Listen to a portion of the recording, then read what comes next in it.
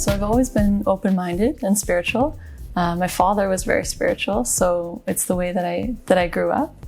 But more so what really shifted for me was when I had my first Reiki energy healing session. And this was back at a time when, you know, I was using drugs and alcohol and living a different life than I am now.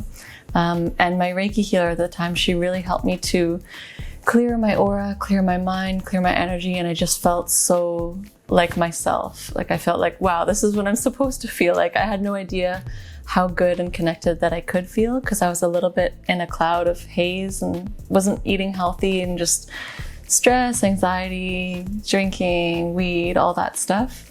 So just getting clean of all that and starting to eat cleaner and receive the energy healing, I just felt so much better.